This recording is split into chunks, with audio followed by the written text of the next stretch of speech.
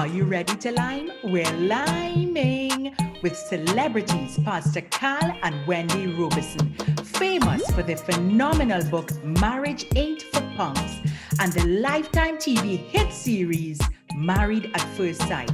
We're liming, chatting, talking, storytelling, reflecting on marriage and everything under the sun. This is real Caribbean style fun. Join me and celebrities Cal and Wendy Roberson on Liming with Monique on Carib Nation TV.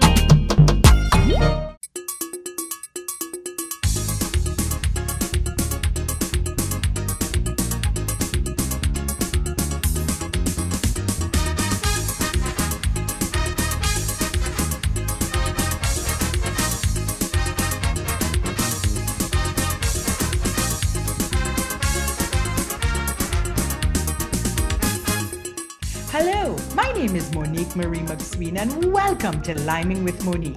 Today we're liming with celebrities Pastor Cal and Wendy Roberson, famous for the book Marriage Ain't for Punks and the Lifetime TV hit series Married at First Sight. Welcome Pastor Cal and Wendy. Are you ready to lime? Yes, we are. Let's lime. All right. I love it. Wonderful. I am so excited about this lime today, and I have so many burning questions for you. But before we get into the big topic, the big M, marriage, our viewers want to know you. You know, we see you on Lifetime TV, we see you on YouTube, all these media interviews. We want to know about Pastor Cal and Wendy when the cameras stop rolling and without all the shiny lights and the glitz and the glamour. Share with us a few things about yourself. All right, well, I will start pre-Pastor Cal. I am a Trinity girl, and I moved here to the States when I was 24 years old and decided that, hey, I want to go for the American dream too. So I did that for about 9 years before I met him.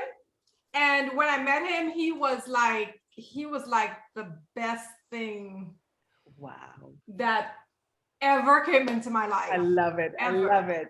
Got more? I'm waiting. I have a lot. I have a lot more, but I need to give you some time. Go ahead. I was enjoying it. I have had a very weird life and career. I mean, what people don't know is that I am a pastor. I don't just play one on TV. I actually am.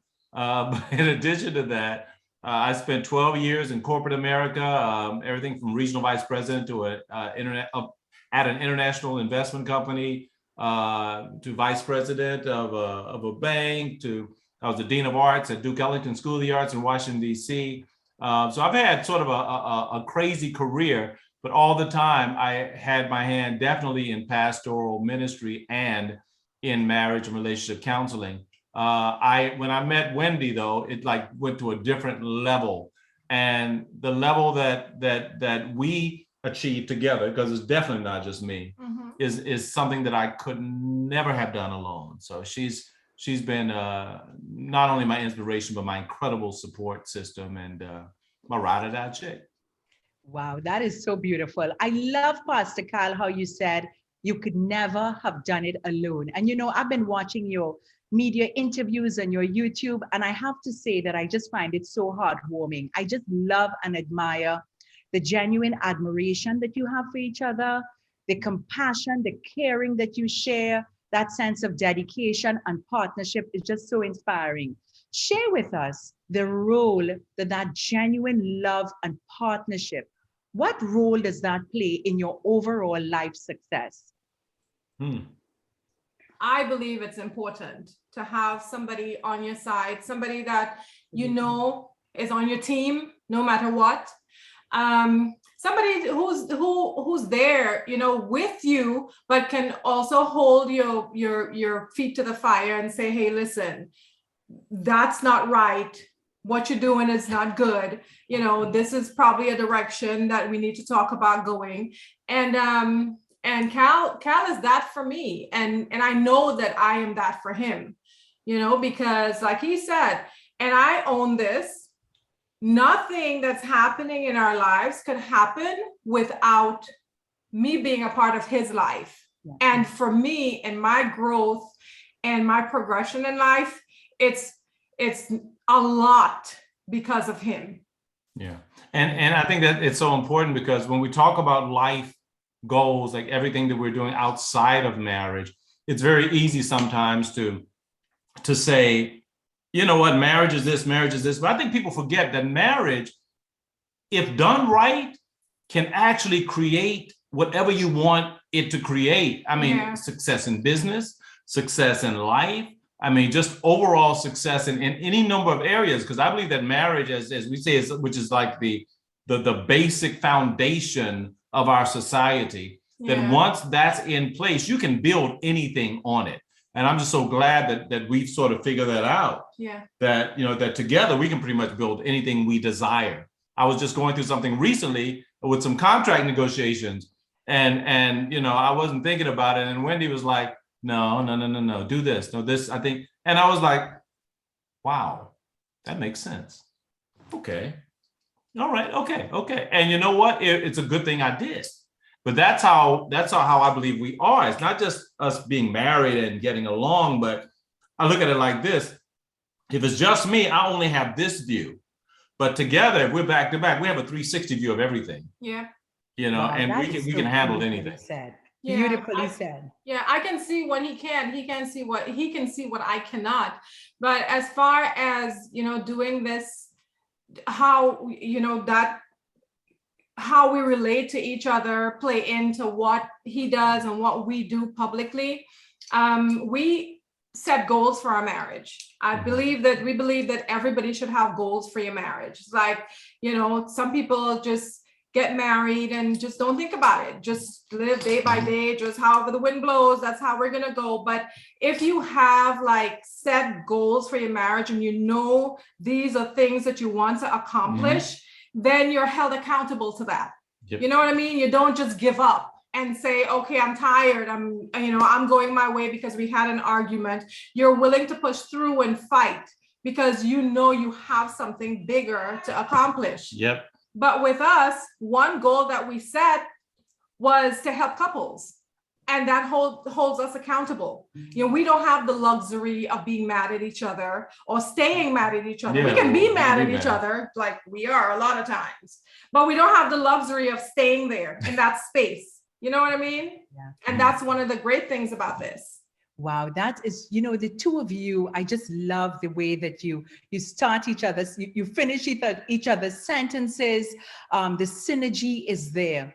And as you spoke about your partnership, you spoke about some serious things, you know, that you can get mad at each other, but you don't have time to stay mad. You spoke about staying focused on a vision, about determining and deciding on shared goals.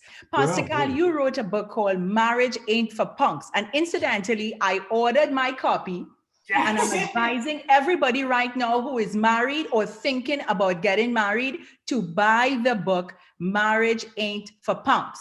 Now, Pastor Carl, I know that you are not a punk because you married a beautiful Trini woman. Come on. Which is the best decision you ever made in your life. Right? Yes, okay. Absolutely. Okay. So share with us, for those who are getting ready to buy the book and they're so enthusiastic about this book, but it has not arrived in the mail yet, share with us just 2 or 3 nuggets of wisdom from Marriage Ain't for Punks. Yeah, wow. Marriage Ain't for Punks is about 13 years of us counseling people and doing conferences all comprised into one. I think one thing that definitely comes to mind when I think about the book is concerning communication, how to talk to each other. Because we often feel like, we talked to a couple who says that we're not communicating. And I'm like, yes, you are. You're communicating, just communicating ineffectively. So we talk about effective communication, the difference between talking to somebody, talking at someone, and talking with someone. That's the first thing. If I'm talking at you, I'm talking like you're lower than me. Mm-hmm. So that's one nugget. I think the other thing is, you know, there's so much. What, you know, the building block of marriage, which is commitment, passion, and respect. We call it the CPR of marriage. You know, to be committed, how to inspire passion, and then what respect actually is. You know, the act of valuing and appreciating one another, which means you grow in value. Yeah. You know, for as long as I know you. And probably I'd say the third point would have to do with knowing how to categorize people. Because a part of being a punk is that punks know when to, sometimes punks stay too long. And sometimes you got to know when to hold them and when to fold them. And I talk about in the last, near the last chapter, I think, about how to categorize your relationships. Because sometimes if a marriage doesn't work out, a relationship doesn't work out, you have to understand where does this person fit in my life now? We got children together, but how do I manage this? So I go through 4 different categories of proximate, primary friends, proximate friends, public friends, and peripheral friends. And I deal with how to categorize people in your life and where they belong. Yeah, and can I just add, Monique, some of the things that I love about it is the way it's told in stories. So you get stories about different couples facing different challenges. Right. And some of my favorites are, dealing with the race relation in a marriage and infidelity. Couples, dealing with infidelity, and even when you're exiting a marriage, how do you do it? Because we do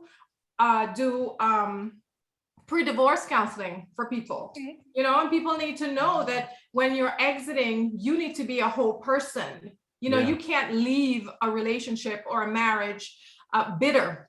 You know what I mean? And so you have to get right with yourself and for yourself before you leave, because if you leave bitter and broken, that's how you're going to end up going into the next relationship. And you're going to take all of your baggage that you have and you're just piling baggage on top of baggage into new relationships and get to a place where you wonder, well, why doesn't it work anymore? Yeah. What's not working for me? Wow. Pastor Carl, I was listening to an interview where you said that you actually spoke with the publisher about the fact that Wendy's name should be on that book because she has played such an instrumental role in the creation of this masterpiece, Marriage Ain't for Punks. And speaking about a masterpiece, Wendy, turning to you now, you play a critical role in the success of the organization Married and Naked. I am so intrigued by that name. So share with us, what is Married and Naked? Tell us, what is that about exactly? And I heard something about vulnerability. Share with us some insights about Married and Naked. Oh, absolutely. When we got married initially, I had been married before and he was married before. Wow. And when we got together, we met and married within 6 months. And we decided that, this was it, come hell or high water. Like he likes to say, somebody has to die to leave this relationship, voluntarily or involuntarily. That's it. But we saw a need for couples to be able to express themselves and to express the fact that, I'm going through hard times. I need an air. I need a safe space where I can express that and get some help without judgment. And so we started with Married and Naked when in our first year. We started a group called Married and Naked, started in Akron, Ohio. That's where we moved to when we first got married. And it was doing so well, Monique. I mean, we saw people who, this one girl came and told us, I had the divorce papers. It was in my drawer. I was ready to sign it. And I came to these sessions with you guys, and it just changed my perspective. And that's something that we always say, a change in your perspective can literally change your life. Yep. We had other couples there who had been married for 19 years and couldn't figure it out, because people like to think because you get to a certain age, you should know better, you should do better, but you don't. Unless you were taught, you don't know. And you'll be surprised at how many older people come to us. Like one time we had a 50-year-old guy, talking to Cal and telling him, man, I don't know how to be a husband. Can you teach me? And you would think, well, he's 50, he should know better. But no, he was never taught. He never had a mentor. Yeah. And so because there was that platform, there was that need for people to be able to be vulnerable and to express themselves and to share and not be judged. Yeah, we created the platform, Married and Naked, which has since evolved into Marriage Ain't for Punks. So our conferences now, the one we did just before COVID and the one we were supposed to do just when COVID started, it's Marriage Ain't for Punks conferences. Yeah. We had to change the whole naked thing because, well, first of all, the name wasn't trademarked. And there were some other people who had Married and Naked, and they were doing some stuff that we didn't want to be involved with. So we had to change the name. Yeah, they were naked at a different level. It was a whole different, we were talking about emotional nakedness. They were talking about some other stuff. Yeah, totally understand. You know, you spoke about the fact that, and this is what I love about the two of you as well, is that you put so much of yourself out there so that those of us who are in the world dealing with marriage and just trying to move through life, you know, keeping marriage together and keeping marriage happy and smiling and loving, when we look at you, we know that other people are going through the same thing and they're doing it successfully. Yeah. So I want to talk about the fact, because you just mentioned it, that this is, for both of you, it's your second marriage, right? So this is your second leap of faith. You've done it twice. And last.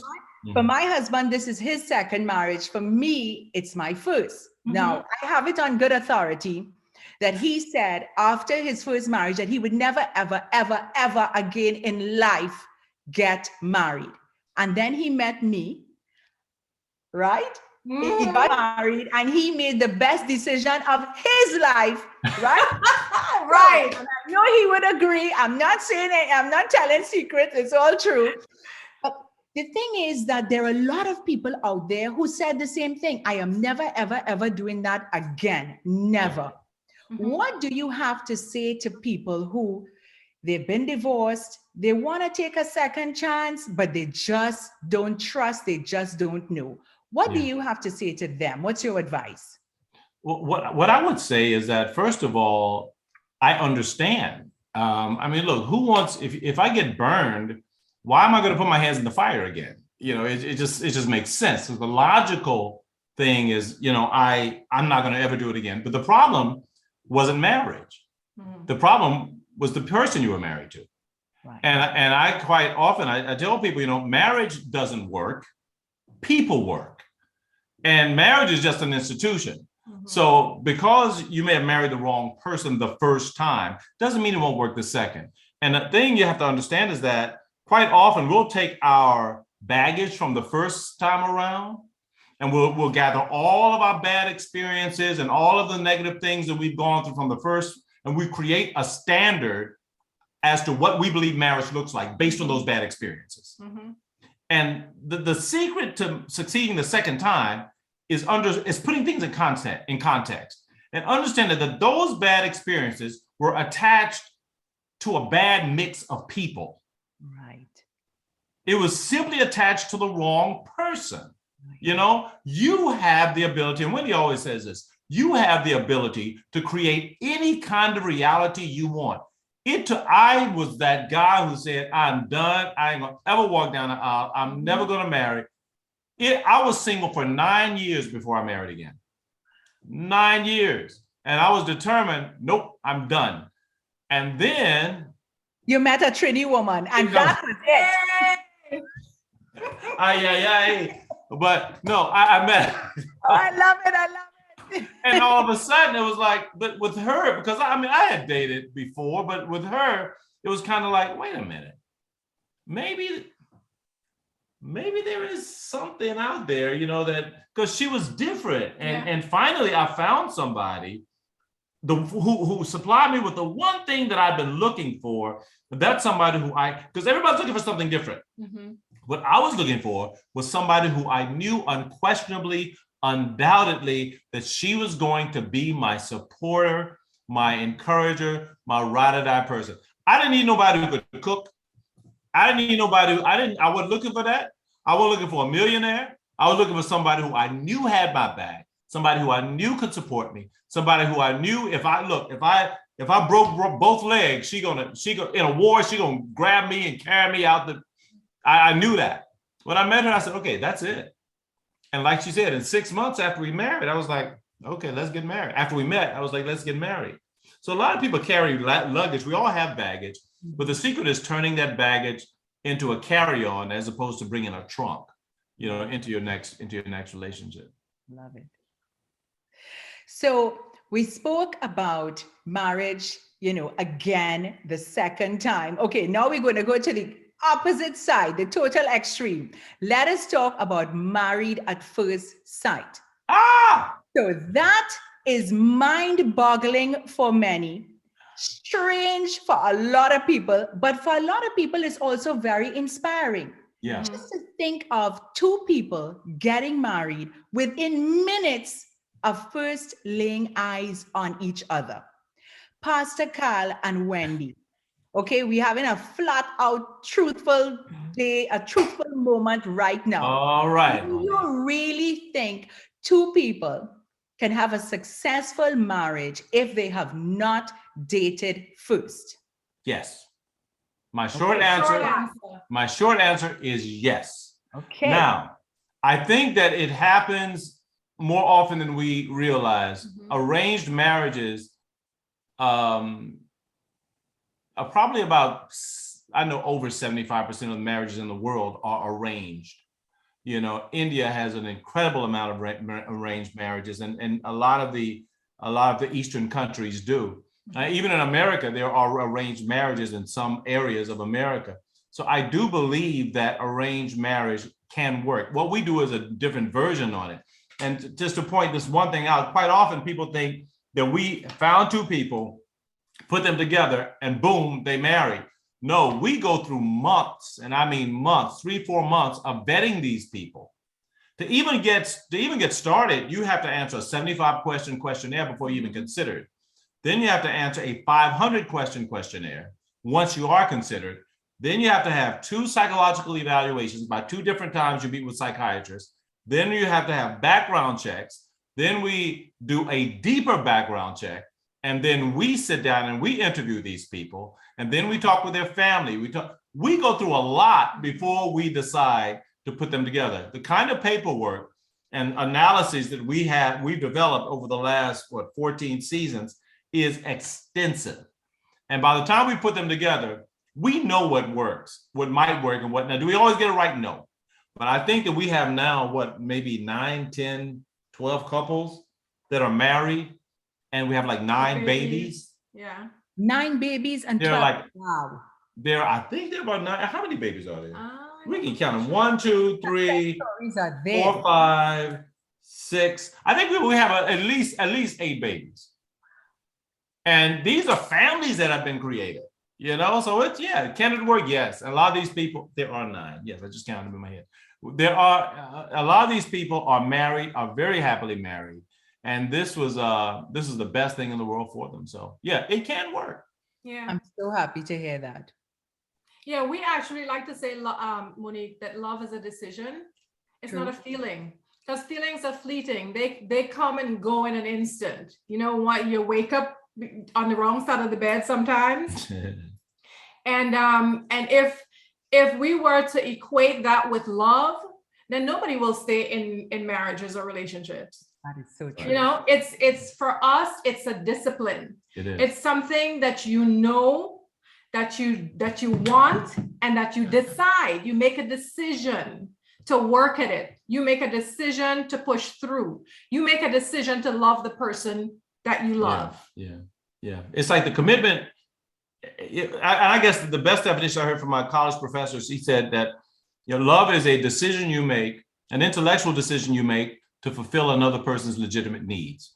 And that means that if I decide to love you, that means I've cut everybody else off. I've gotten rid of every other relationship and every other interest. And I am making the decision to love you. I'm making the decision that you are my one and only, come hell, high water, till death do us part. I'm making that decision. That has to be a decision. People think that it's just something that falls out of the air. Oh, I love you because I feel. No. And once you make that decision, you can grow in love. I don't believe in falling in love, because every time you fall, you get hurt. Every time you fall, you have no control over it. But growing in love means that I can nurture it, I can water it, I have complete control over what I do in this relationship. Isn't he so brilliant? Oh my God, he is brilliant. Stop it. So brilliant that he's created, Pastor Carl, that's a perfect segue to some burning questions that I have that I know our viewers want to know. So we're just going to go through Let's these do it. questions. Firstly, is marriage for everybody, or are some people just born to be single? Wendy, what do you think? I think people who are single and like being single, I honestly feel like that's the minority. People who actually honestly, because there are some people who will be like, oh no, I'm good, I'm single, you know, the spiritual ones will be like, Jesus is my husband. No, Jesus can't Jesus be ain't your nobody's husband. First of all, Jesus ain't nobody's can't be husband. a husband. But for the people who are really honest with themselves and with others in saying, I don't need anybody else in my life. Like, people need people, so you need your family and all that. Yeah, but I don't need a man or a companion like that in my life. The ones who are really honest, I feel like they are like the minority.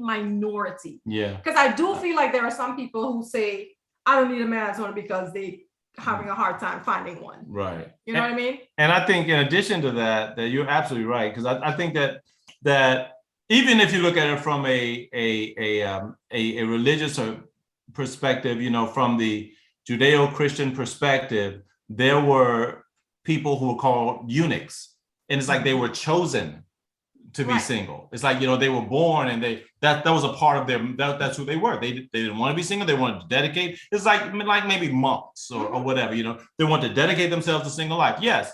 But I think that for most people, I agree with you completely that some people sort of default to that. It's like, well, look, I can't find nobody, so I don't need nobody. No, you can still need someone, but get along without having someone. Mm-hmm.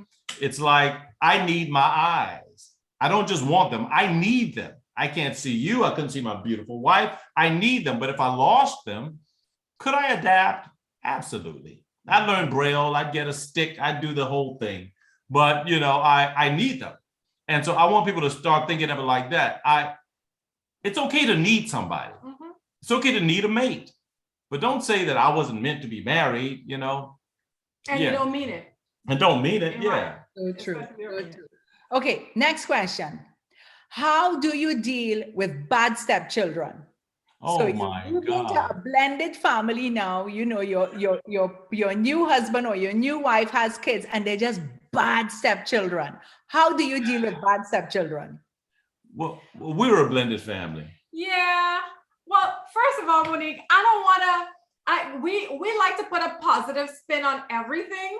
So we'll say challenging stepchildren because we don't want to put that on them. That might stay on them. Words have power. It might stay on them forever for the entire duration of your marriage. But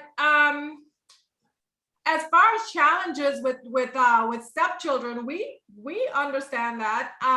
Lord. Yeah, we never called our children step. Like his sons that he brought into the relationship, I've always called them my children. If anything, and we have to describe it like. And same with it. Like step, it's bonus. You know what? Those are bonus kids. Yeah. As far as dealing with challenges, you can speak to that. Yeah, I think that, you know, quite often, I believe that the people who are responsible for initiating the relationship are the parents. Right. And I think that quite often, you know, especially in blended families, that's very difficult. Mm-hmm. For us, when we got married, my kids were already older. I mean, you know, teens. Mm-hmm. Our daughter was 7, 8. When we got married. And so it was a little different for her because I've been in her life more than her biological father. But for our older kids, it's a little different. And that there were some more challenges that came there. But we found that it's incumbent upon us as parents to initiate the relationship. So if you're saying I got to deal with bad stepchildren, it's just like with biological parents. You can say all day and all night, my kid don't love me. But look, it's your child. Yeah. It is your responsibility to initiate the relationship with your child.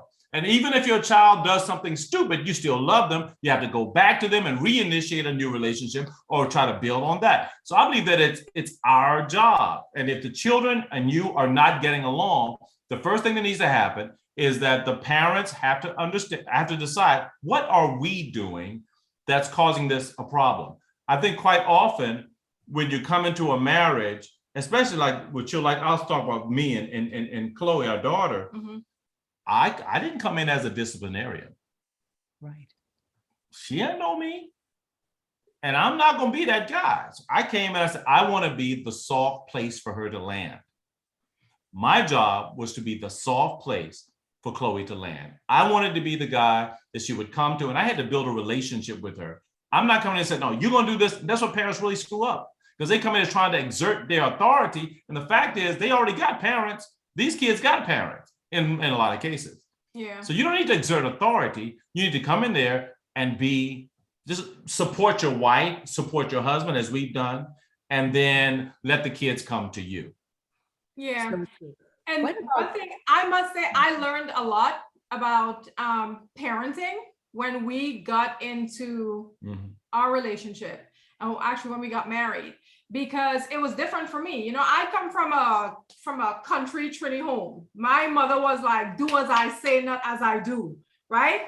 And we had all these rules to follow. And so that's kind of the parenting style that I kind of adopted.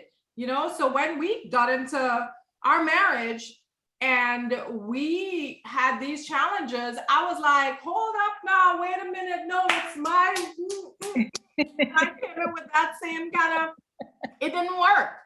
It didn't work. So if I'm honest with myself, I've had to learn a lot. I've had to really be open to just changing my point of view and changing my perspective on how to raise kids that, you know, were not birthed by me. Yeah. You know, and really, I had to, when it came to disciplining, I had to understand that, you know, because he was the biological parent, that he needed to do that. But at first I came in guns blazing, but I learned differently. Differently. And so, she's been awesome though. Yeah. we're almost out of time, but I have one more burning question for you, which is, now we hear about, you know, in certain quarters, you hear people say, well, you know, human beings are not born to be with one person, right? So especially, you know, men, it's natural for a man to want to have 2, 3, 4, 5 women, right? So let's talk a bit about infidelity. Do you think that a marriage can come back from infidelity, that 2 people can have a successful marriage after infidelity, and how do they do that? Yeah, I believe you can. So there's a feeling, there's an idea, once a cheater, always a cheater. That's a lie. That's a lie. I mean, once a cheater, you could say always a recovering cheater, but you know, I don't believe that if you do it once, you have to do it again. And I talk about this in the book. But we've dealt with people, we've counseled people who have come back from adultery, come back from unfaithful marriages, and are living really great lives together. But it requires, first of all, an understanding of what forgiveness looks like. And number one, and what an apology looks like. Quite often, if a person is cheating, here's what will happen. Let's just say the guy, because normally it is. Let's say if a man is cheating, right? He might be out, I'm just going to be honest, he might be out screwing around for 6 months. Decides, man, I'm really messing up. I need my family. I miss my family. He'll go tell this woman, okay, it's over. It's over. And I talk about this a scenario very similar to this in the book. He'll say it's over, and he'll confess it to his wife, or maybe he won't, or maybe she'll find out, or whatever. And then that's when the trouble comes, because he has to give her time to accept it and then work it out of her system and go through the stages of grief. Now, anyone who's ever studied death and psychology knows that there are 5 stages of grief. She has to go through every stage of grief before she gets to the point of acceptance. She has to go through anger. She has to go through rejection. She has to go through bargaining. She has to go through denial before she gets to acceptance. And I think quite often it's like, well, look, I said I'm sorry. Can we just move on now? No, boy, you had 6 months to sleep around and then time to figure it out. And you want her to get over it in 2 weeks? Absolutely not. For as long as it took you to conjecture the problem and to commit the problem, she needs at least twice as long as that to get over the problem. And that means that if she brings it up for no reason, you got to suck it up and deal with it. Yeah. You got to understand that this is her working through it. But at some point, she has to come to the point where she forgives. And you can tell about what forgiveness means, because forgiveness ain't easy. No, it's not. Forgiveness, the way we look at forgiveness and we teach it to others is that forgiveness is giving somebody something before they deserve it. So it's like when you forgive somebody for something they did, you're not forgiving that specific act. You're forgiving the actor. You're forgiving the fact that, okay, they might do it again. And if you decide to forgive and stay in the relationship, you have a responsibility to not hold that thing over that person's head, because your life will be miserable. Yeah. You have to forgive and decide, okay, I am forgiving the whole person. I'm forgiving the fact that in the future you may do it again, but I'm not going to dwell on that. We're going to live a good life. We're going to live a happy life from this point forward. If you do it again, we'll deal with it. That's if I forgive and I stay. But you can also forgive and leave. In anyhow you look at it, in any event, you need to forgive, because forgiveness really is a part of the healing process for the person that was offended. Yeah. So you got to forgive the past, forgive the present, and forgive the potential future. Wow, that's so powerful. The world is just so much better because of the two of you. The world needs you. I'm so happy that we have you in the world. And we focus a lot in Liming with Monique on happiness, right? On real happy vibes. And I noticed, Pastor Carl, that you have this beautiful wife smiling all the time, and it's a genuine, loving smile. So tell me, how do you keep each other happy? How do you keep your marriage happy? How do you keep each other smiling? We're going to keep it PG, but whoa. We're all adults here. You can go. No, but we try to keep laughter going. We have date nights frequently. Mm-hmm. We're constantly going out. We're constantly doing things together. And you would think, now in our 14th year of marriage, you would think that, incidentally, it's our 14th year of marriage. You were married 11 years before. Right. I was married 14 years before. Wow. Yeah. Just the same way. Mm-hmm. But it's funny because now you would think that you'd get tired of being around each other, but we actually don't. Yeah. We want to hang. It's like she'll go somewhere. Well, you can stay if you want. Okay, you want? No, but I really want you to come. It's like, well, I'm just going down the street. Okay, but can you come with me? And so it's kind of like, I don't know, I guess we've kind of gotten so accustomed to each other, and so we've connected on such a deep level that it's like, it's fun. Yeah. I mean, and we want to be around each other.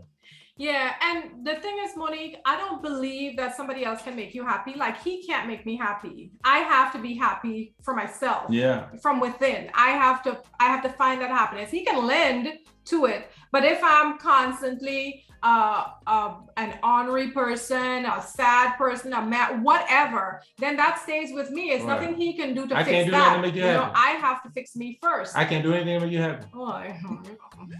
I mean, don't forget we're trying to keep it PG, so not like. Wait a minute, I thought we're all adults here.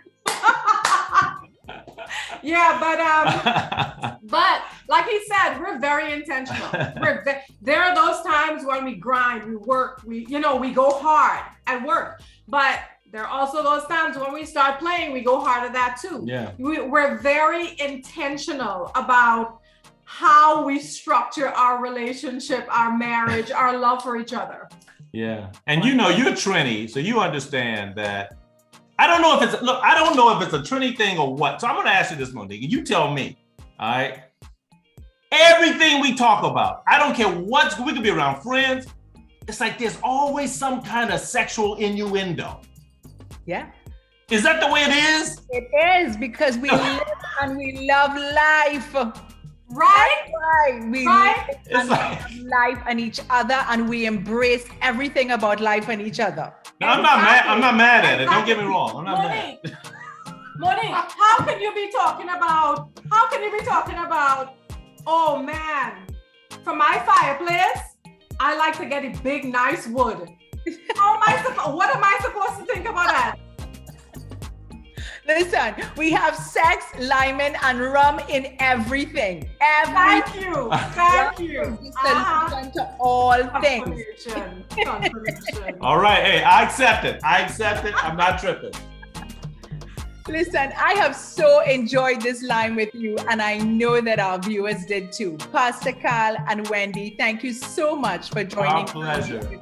Thank you, Monique. It was such a pleasure meeting you. You are a delight. Same here. I so enjoyed meeting the two of you. I can't wait to meet you in person. We will. Thank you. All right, take care. Thank you for joining my Lime today. Stay tuned for the next episode of Liming with Monique on Carib Nation TV.